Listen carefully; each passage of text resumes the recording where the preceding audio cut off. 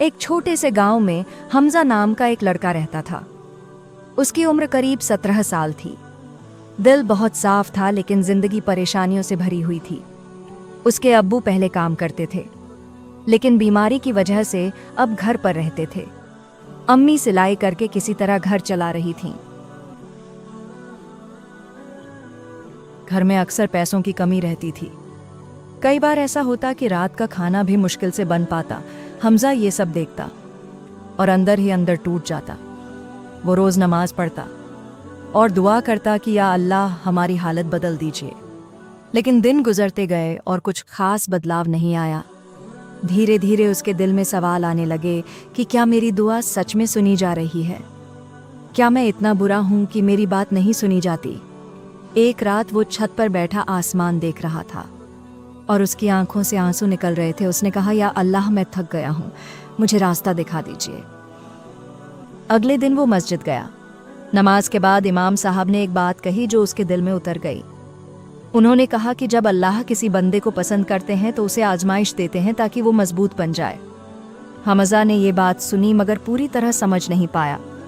उसने सोचा, अगर ये आजमाइश है तो इतनी लंबी क्यों है? वो घर आया मगर उसका दिल अभी भी भारी था। कुछ दिनों बाद घर की हालत और ख़राब हो गई।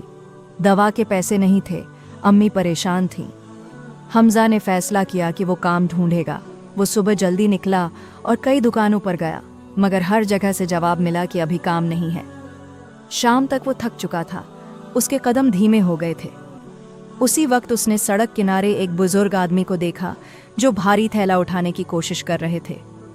लोग आते जाते रहे मगर कोई मदद के लिए नहीं रुका। हमजा भी बहुत थका हुआ था। वो आगे निकल गया मगर कुछ कदम चलकर रुक गया। उसका दिल बोला कि अगर आज मदद नहीं की तो शायद जिंदगी भर अफसोस रहेगा। वो वापस लौटा और बोला, बाबा, मैं मदद कर देता हूँ। उसने उनका सामान उठाया और घर तक छोड़ आया। बुजुर्ग ने मुस्कुराकर दुआ दी और कहा, बेटा, अल्लाह तुम्हारे लिए आसानी पैदा करे। उस दिन हमजा के दिल को अजीब सा सुकून महसूस हुआ, जैसे किसी ने उसके अंदर की बेचैनी हल्की कर दी हो। रात को उसने पहली बार शिकायत की जगह शुक्र अदा किया। उसने कहा, या अल्लाह, अगर आज भी मुश्किल है तो शायद इसमें भी कोई भलाई होगी। 2 दिन बाद अचानक गांव की एक दुकान से उसे बुलावा आया। दुकानदार ने कहा, मुझे एक ईमानदार लड़का चाहिए। किसी ने तुम्हारा नाम बताया है? हमजा हैरान था, लेकिन उसने काम शुरू कर दिया।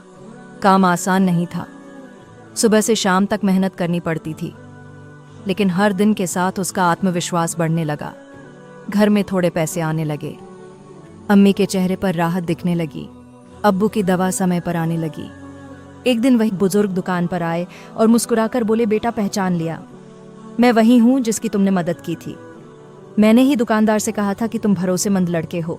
ये सुनते ही हमजा की आंखों में आंसू आ गए। उसे लगा जैसे उसके सारे सवालों का जवाब मिल गया हो।